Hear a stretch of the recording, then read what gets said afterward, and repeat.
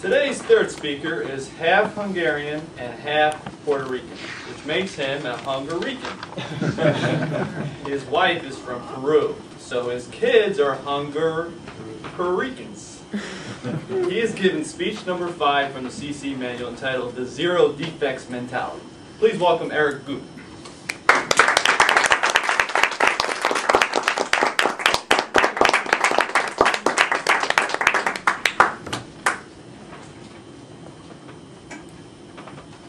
All right. During World War II, Admiral Nimitz was stacked with the operation of Midway. And he had tasked Commander Layton to be the Japanese to attack Midway. Now, Commander Layton wanted to be a very detailed naval officer, wanted to take his time and gather more data. And this was earning him no laurels from Nimitz. So he called him to task and said, I want you to give me the plan, and I want you to be specific and definite, and I want it now. Commander Layton said, I have a little bit of problems being specific right now. He wanted more time. And Nimitz said, that's not good enough.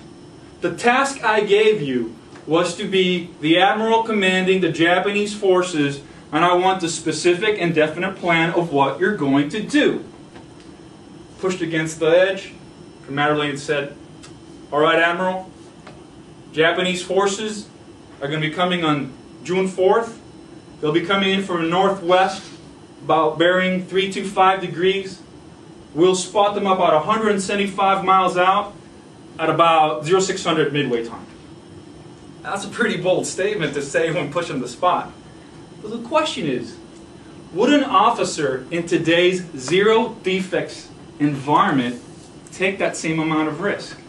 Now, Philip Crosby, who was a one-time assembly line worker, a naval corpsman turned entrepreneur, came up with this concept of zero defects, which means that if you expect defects, you will get them, because quality is what you expect.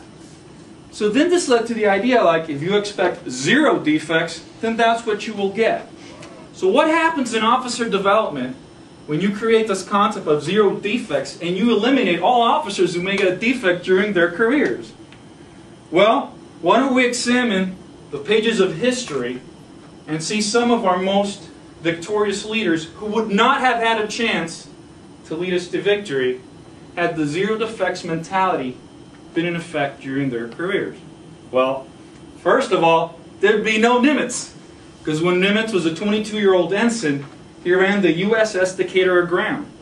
And the reason was he failed to take an accurate plot of where the Decatur was, calculate his bearings, and factor in the tide. However, he was court-martialed, he was relieved of command, but he was allowed to continue with his career. And this was profitable both to the U.S. Navy and to the United States during the Battle of Midway. Then this General George S. Patton, right, who was infamous for the slapping incident of that battle fatigue soldier. Battle fatigue is post-traumatic stress disorder, as we know today, which is a psychological condition that people experience from traumatic experience, like war. Now, Patton, if he would have been involved in the Zero Defects Army, would have been sent home in disgrace.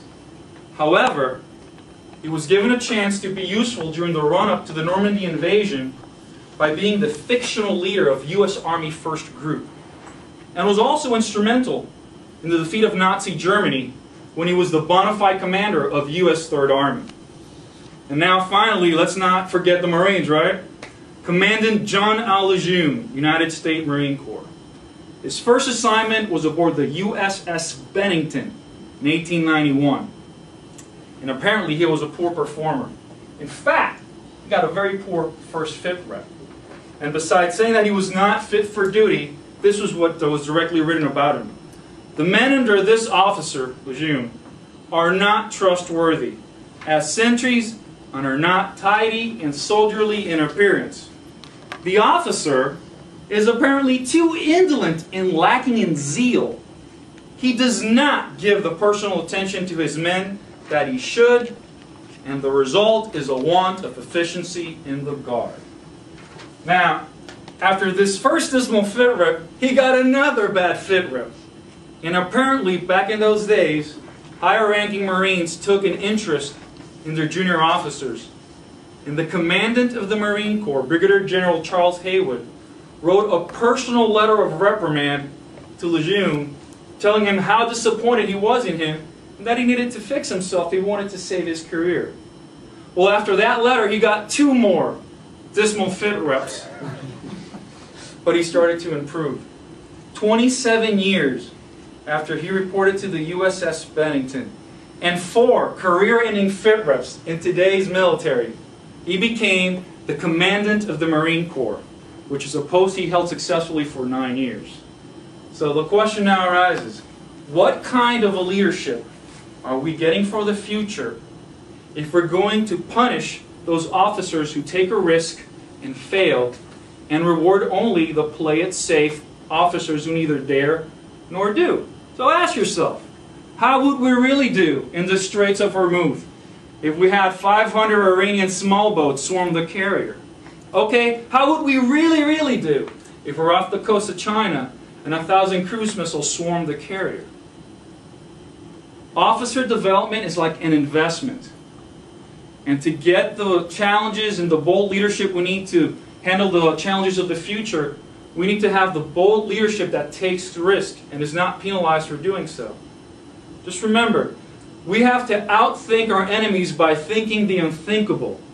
And it takes bold leadership that takes risks to do so.